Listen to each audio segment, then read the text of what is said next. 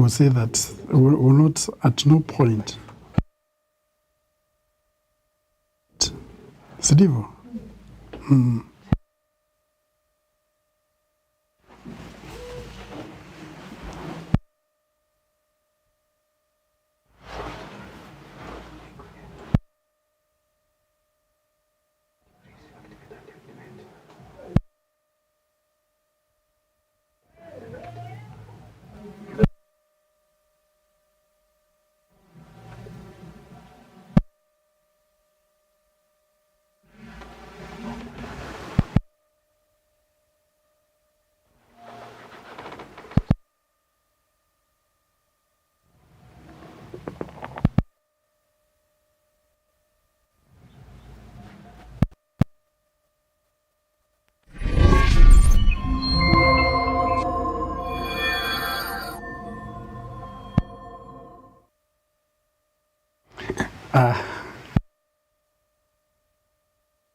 My name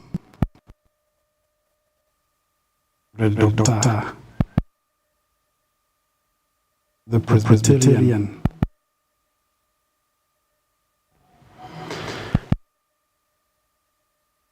Look, it's one of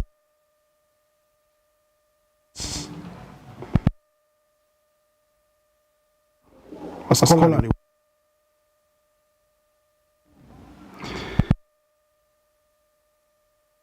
people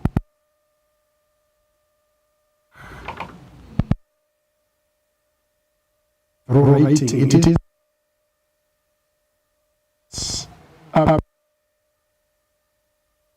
and it gets we have the said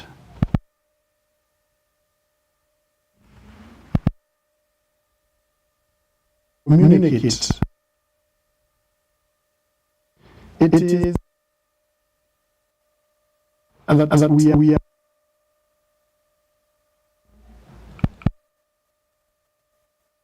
clear and a second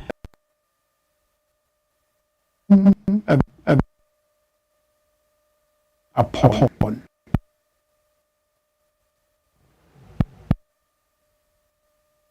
when it comes is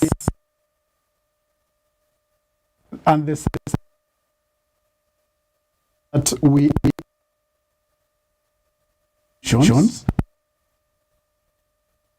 as it is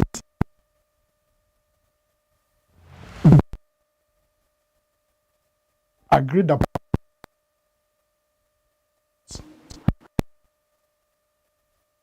scholarship we planes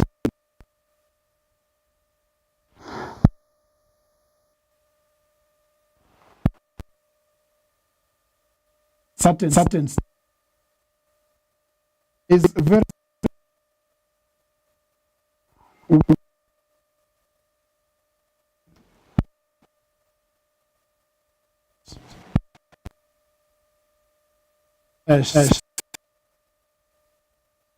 like one. This is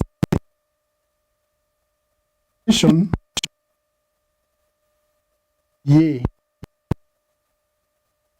of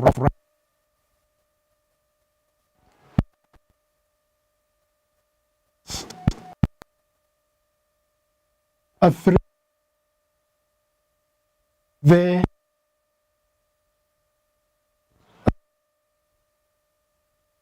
that's addition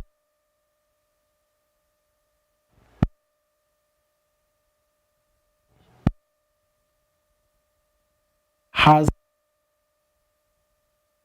popular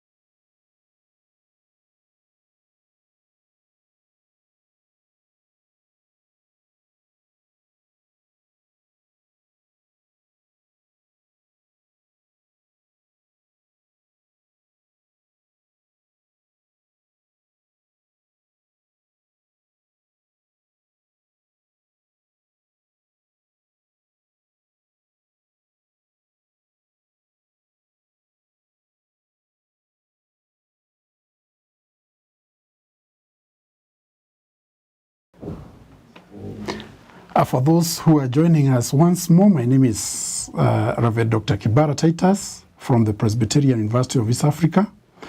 And we continue talking about the style of writing at a citation called the APA, or the American Psychological Association style, 7th edition. About 3 or so years ago, this style started being popular among the scholarly works in certain fields of discipline, and that is in business, health sciences, general sciences, and social sciences. And as for those of us who are familiar with the 6th edition, the 7th edition has come with certain changes, which, before I highlight the specifics, I will emulate a few of those changes that have come up with the introduction of the 7th edition from the 6th edition. One of the changes is the use of et al., which is the first intake citation for works with 3 or more authors. The other one is under now the 7th edition, publication location, that is the city, when it comes to referencing, is no longer required. The other change that has come from the 6th to the 7th edition is that when we reference ebooks, the publisher is needed, and there is no need of giving the platform from which you retrieved the ebook. The other change that has come with the 7th edition is that in the 6th edition, when we reference, we were used to saying the site from which the material was retrieved, but now you cite the place where it has been retrieved, but you do not need to write the word retrieved from before the uniform resource locator, or the popularly known as the URL. The other change is that with the 7th edition now, which is different from the 6th edition, the DOI is formatted the same as the URL, but you do not need to write the DOI.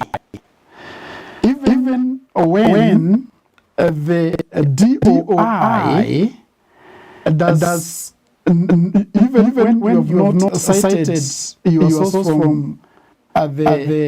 from online, you still can write the DOI. The last one that I will mention before now I go to the specifics is that when you have a compound word, you do not need to hyphenate between the two words that you cite in your writing. Now, with that short background, now we will go to the specifics of the 7th edition. And the first one that I'll talk about, as we go to what the APA system regulates, it regulates the style and the language, the document formatting, the in-text citations, and the references. Let us start with the formatting. Ordinarily, when it comes to the formatting, your computer is ordinarily in a default setting where you have the margins already defined. And as students, what you need to do is just to write the page number.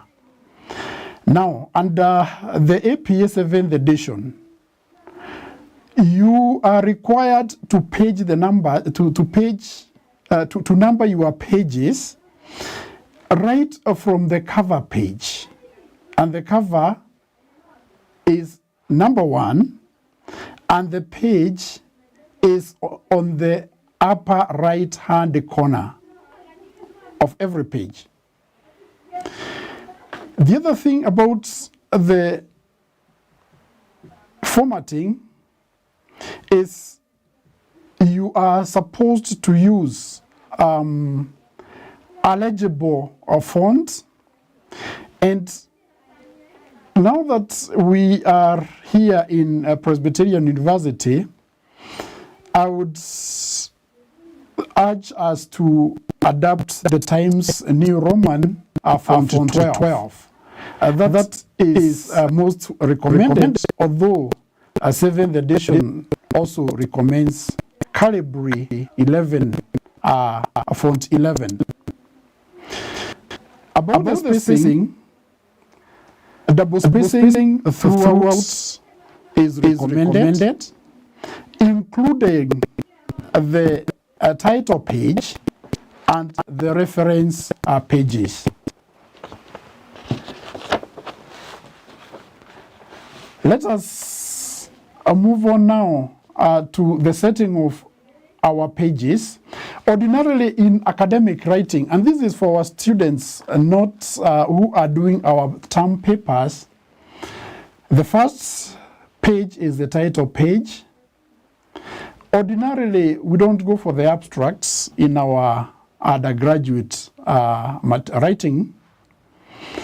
So in the place of abstracts, we have what we call the table of contents.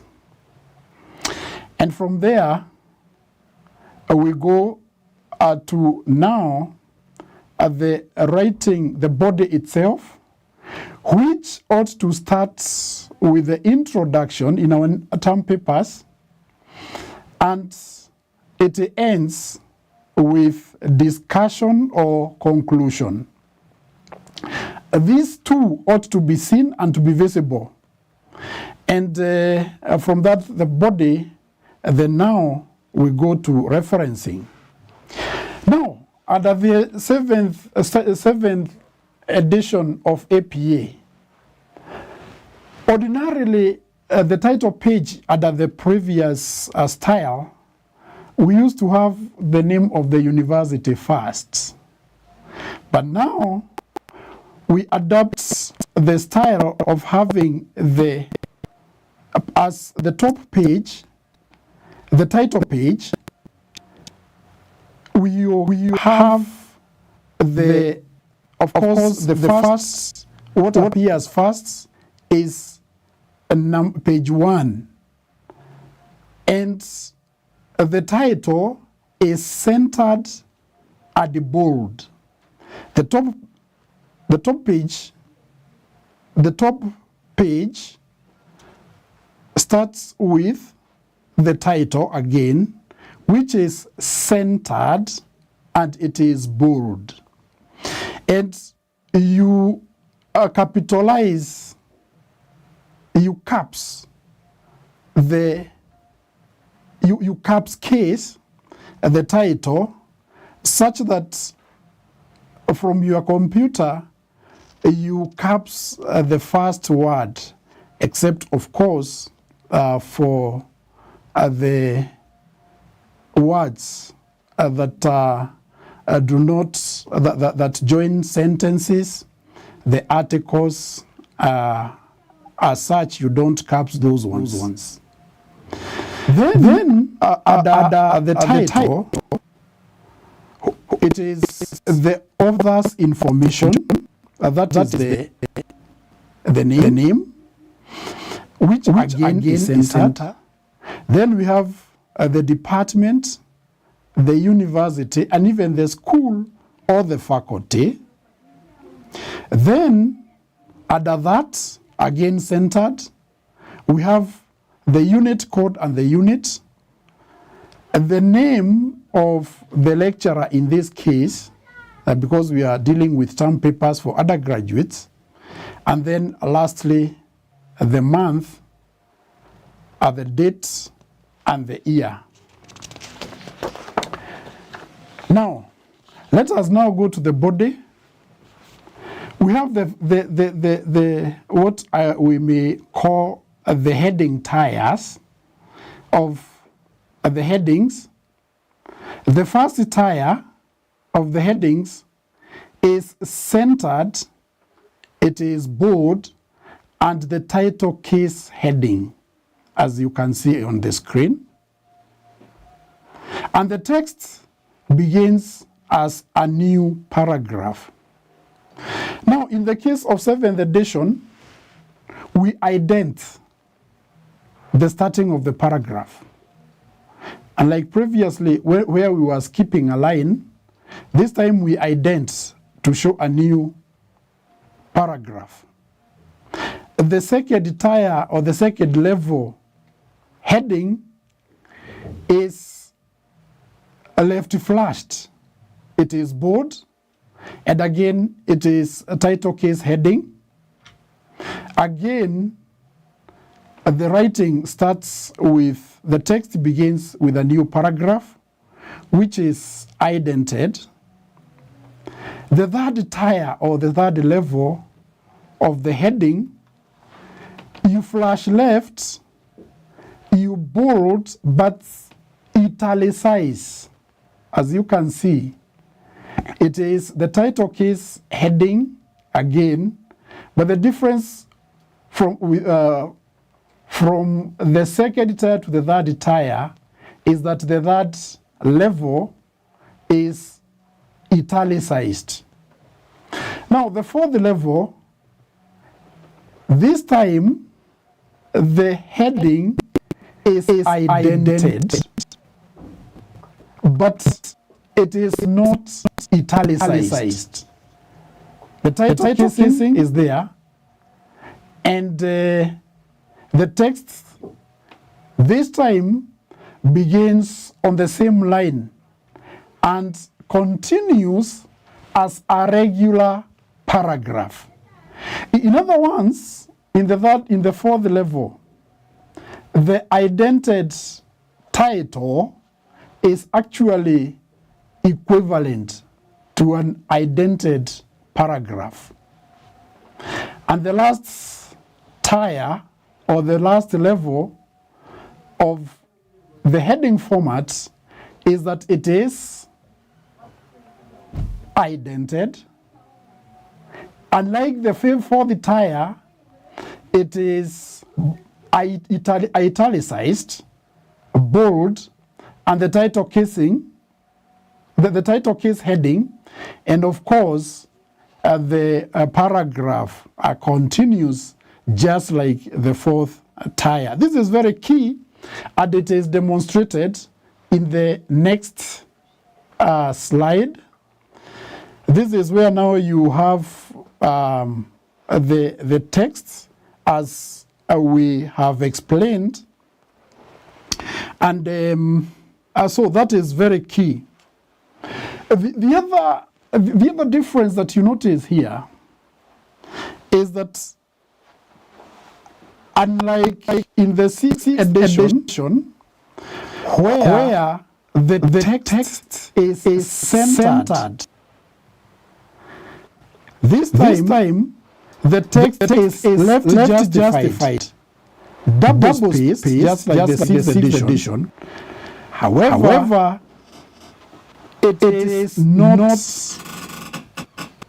not right justified.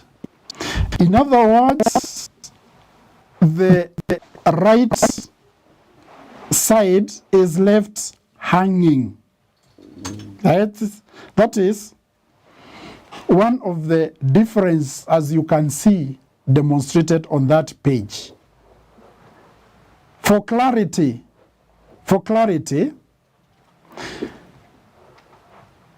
the right side again is not justified. It is left hanging. That is in the body or the text. Now, let us go to the style guidelines. And this is something that students need to discuss further with their lecturers, because most of this is about the language, the precision of the language, what to avoid, and what to take on board. And this is something that a student, this is a skill that a student gains by continuous writing. That is why when we write term papers, students are expected to build on the experience and direction and the guidance from the lecturer.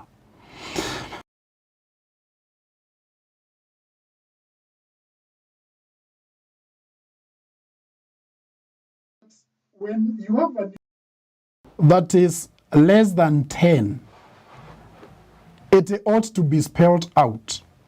But a numeral that is above 10 is expressed as a numeral, as a number.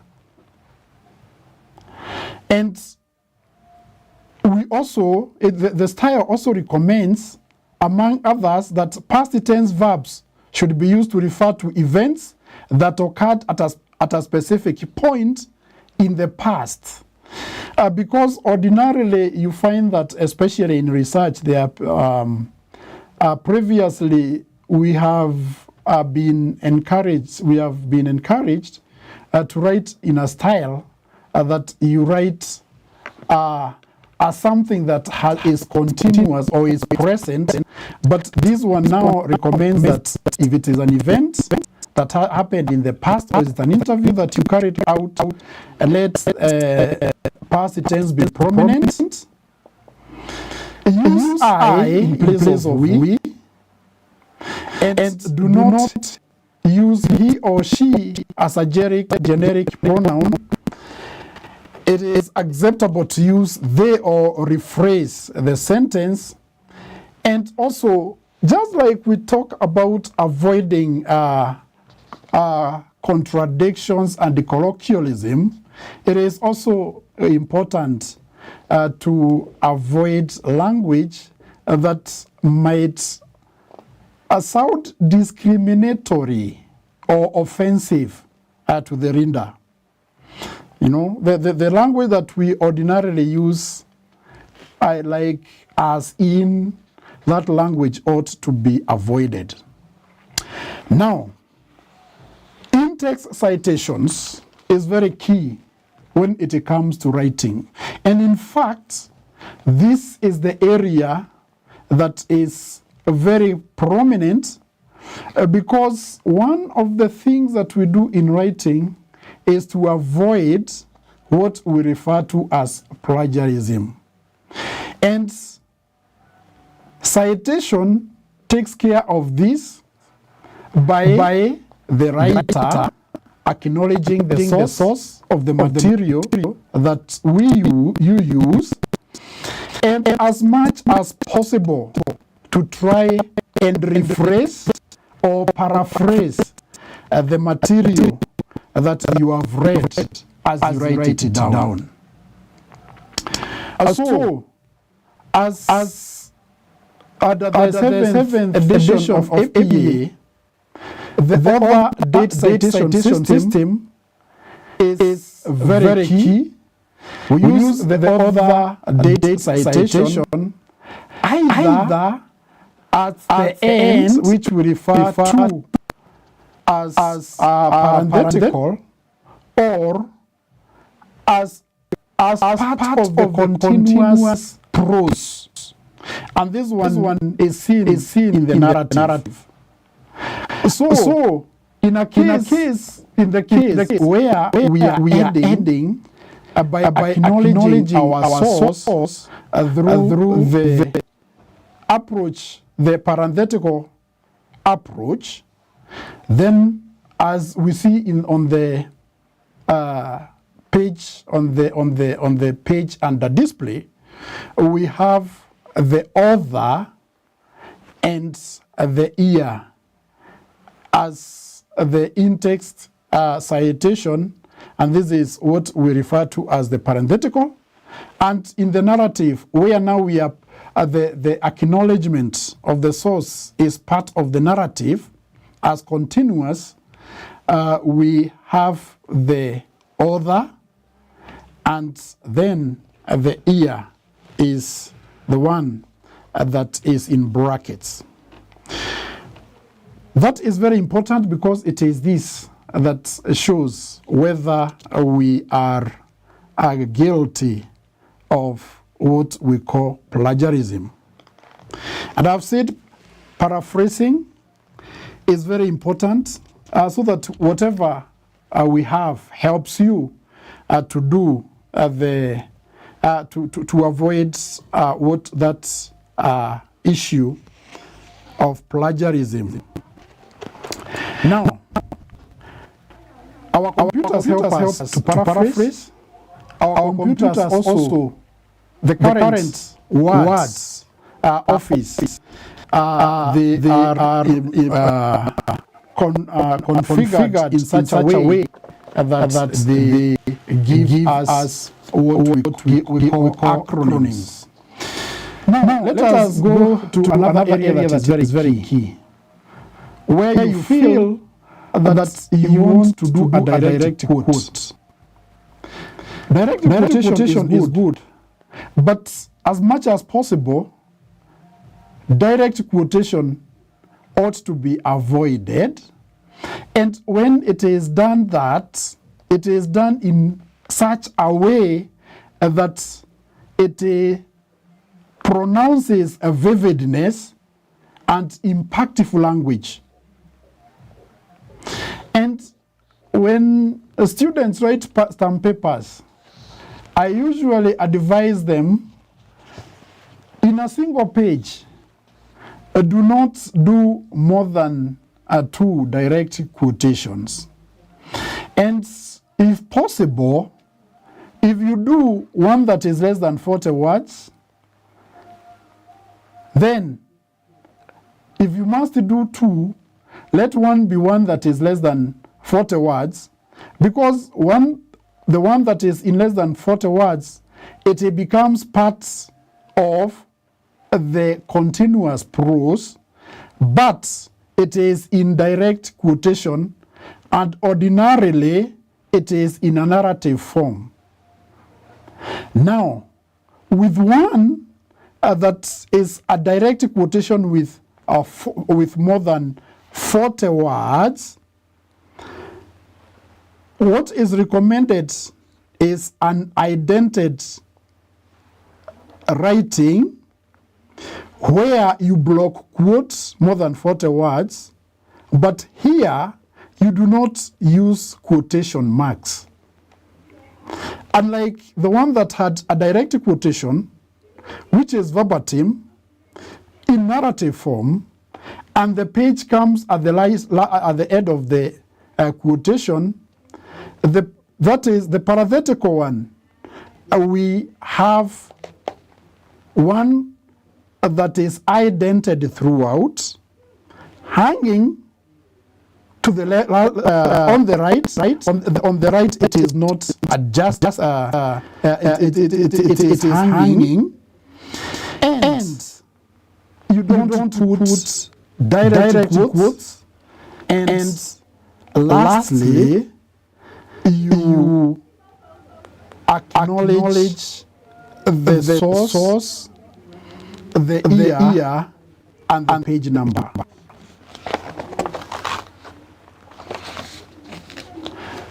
That is very key, and as much as possible, we avoid direct quotation unless when we want to make use impactful language.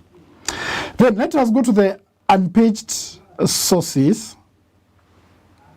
Ordinarily, you use sources that are unpaged, and you want to acknowledge them. Now, how do you do that? You do that by providing a heading or a section name where that material comes from. And what the second approach is to provide a paragraph number which is counted manually on the page.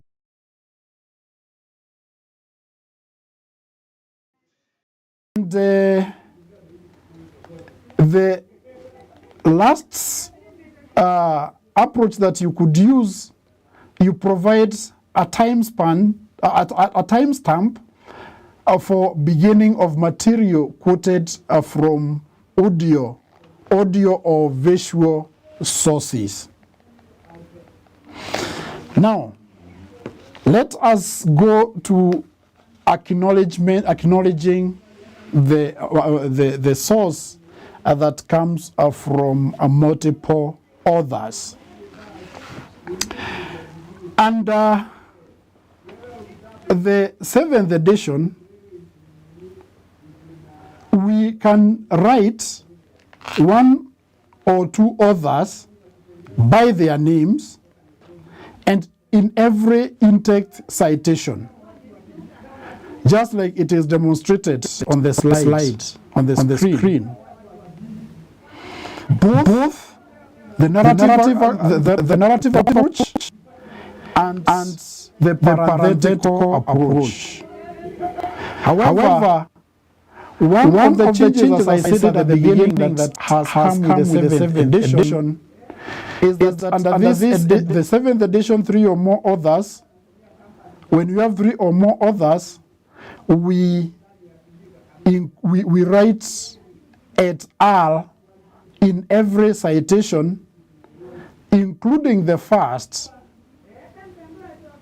and we try as much as possible to avoid ambiguity.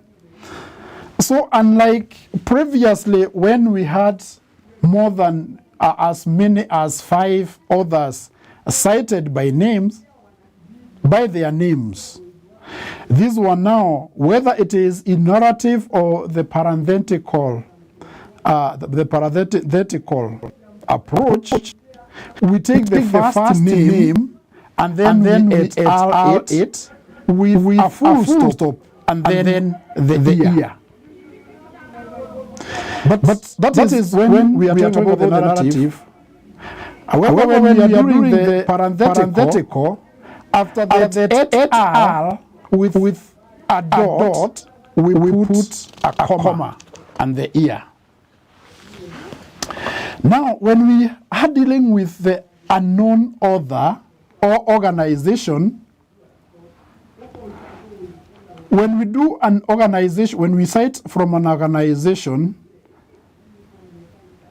during the narrative approach, we do the year as it is demonstrated there, and then we put the quotation, the full quotation marks for the organization, and then the page. The parenthetical approach, it starts right before the quotation mark, and everything is engrossed in the brackets as it is demonstrated there. When we are talking about the organization as the author, we follow the same approach, but now the organization becomes part of the statement. It is not it is not cited under the quotation marks. It becomes part of the narrative, but the year is the one that is put into bracket. Now, let's, and of course, it also applies to the parenthetical approach as well, just like it is cited there. Now, let's us go to two or more works in the same parenthetical reference. This one is more or less the same. We cite them if they are true. However, when we cite them in the alphabetical order. And when we have more than two authors, and we want to go parenthetical, then we cite the first one, and we et al, and then the year. This procedure differ depending on the guidance, and these are some of the areas that we need our lecturers and also the supervisors in case of postgraduate to guide students as to how to do their academic writing when it comes now to such a bit of advanced frameworks that we deal with. Now, that of course is contained in the text of our writing. And remember, as we do this, on every page, as we said, it is supposed to be paged, and the page number is supposed to appear on the right-hand corner. Now, let us go to the references. The format for writing the references is more or less just like we had in the 6th edition, with a few changes that I would want to highlight.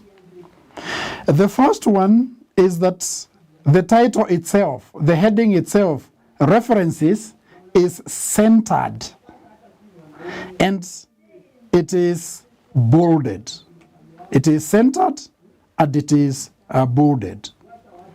The entries are arranged in alphabetical order with hanging ident, where as you start with the source, whether it is an organization or as the author, you start at the first level, but subsequently you ident. Subsequently you ident, as it is demonstrated there. So in other words, when you subsequently write, you caps. Let me repeat, as it is well demonstrated there.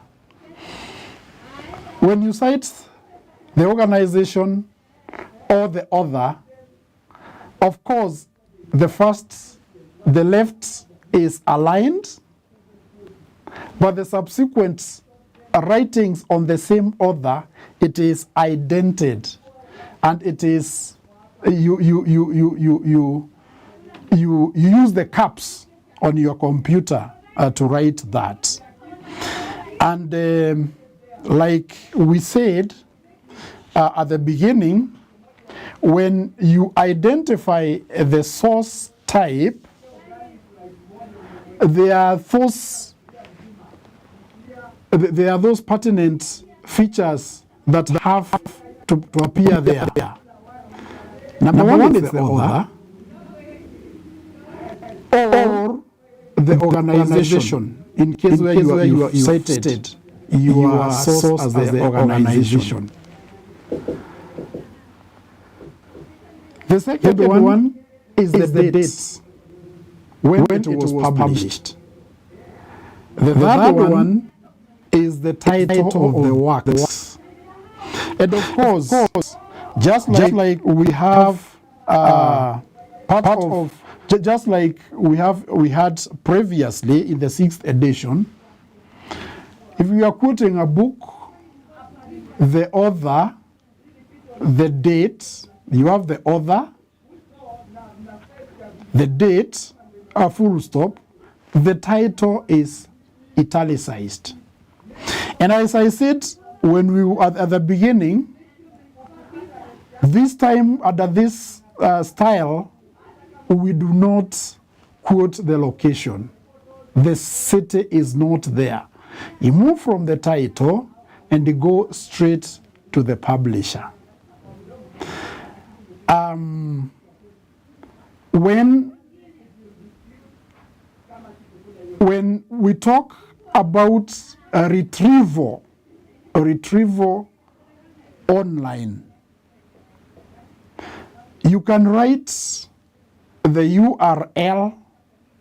You can also quote, if it is in a journal, the DOI. However, in case of under the current system, the 7th edition, we do not write retrieved from. And at times, you may have an online source that you have retrieved with both the URL and the DOI. You don't have really to write both of them. In fact, the preference here is given to the DOI. You cite the DOI, and that's enough. That is enough. And when you write in your referencing, the punctuations are put in the initials. You have the name, comma, the initials, and then after you write, you punctuate, and then after you write your year. The way we normally we were normally doing in the previous edition, you put a full stop. And when you write your title, you capitalize the letter of the title, and the subtitles after the full colon, and you also caps the proper names. This is very key for us to know. And you also know that when you are doing, that is with a book, when you are doing a stand-alone title of the work in referencing, it is as straight as I've said it. You italicize the title. However, when you are doing a journal, you do not italicize the title, you italicize the journal.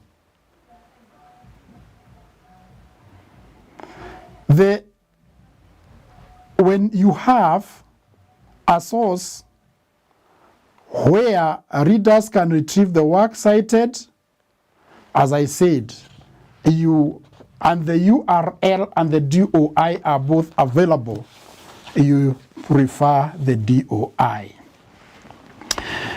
Now, as we go towards the end, when we are citing a book, it is demonstrated there. We have the authors. Each of them, there is a comma. Then there is the year.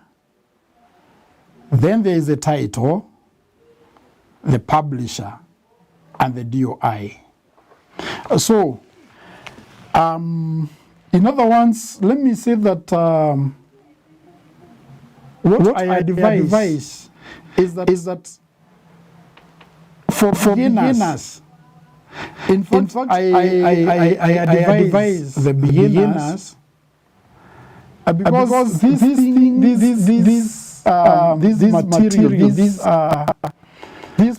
this practice does not just come. It is not something that you cram and put in your head. It is something that is meant for usage. In other words, writing style is exercised when you write. It is unlikely that there is anyone who will call you into doing an exam or a quiz on writing, where you have to write these things that we have talked about. They come, they come into your every day, every time as you exercise your writing. So it is experience that brings this. I always advise beginners, not just the beginners. It is those of us who are still writing and those who are in academia. I always tell them, go into the internet. If possible, just have a hard copy of this material because it's everywhere. Have a hard copy of this material. So that when you are writing, you keep referring. When you are writing, you keep referring. The other thing that I always advise students as they write is this. Even in something as simple as a term paper, never avoid to solve these three things. The first one, make sure that you at least have a minimum of two sources. If it is a normal term paper for an undergraduate, ensure that you cite two hardy books from the library. Don't go for whenever you make a habit of writing and sourcing material from the library. This one will always expose you into using hard copies, shelved books in the library. Do not avoid that because that is one of the areas that whoever is marking your paper know that you have really looked for material. Cites number one, a hard book, two books from the library. Secondly, also cite an ebook. In citing an ebook from this, what I said at the beginning, under this APA 7th edition, you can an ebook. If you are in universities that use ebooks, and I think by now all universities use ebooks, you cite the publisher and where you got it. If it is EBSCO, if it is all these sites that we have for e-resources. And so ensure that you use a hard copy, a minimum of two, use an e-book, and then lastly, use journal articles. Journal materials and articles. And this was now, if you use those and before you go to newspapers and audio materials, audio visual sources, if you now make a habit of citing these sources, then you not need even to refer to these ones, because spontaneously you find yourself using these writing styles that we have talked about. And I finish by saying that the old adage that practice makes perfect. It is when you practice writing that you get to enjoy, because you even reluctantly, as you practice, you reluctantly cite materials without acknowledging it. That material. It is when you acknowledge the source. It is when you gain confidence.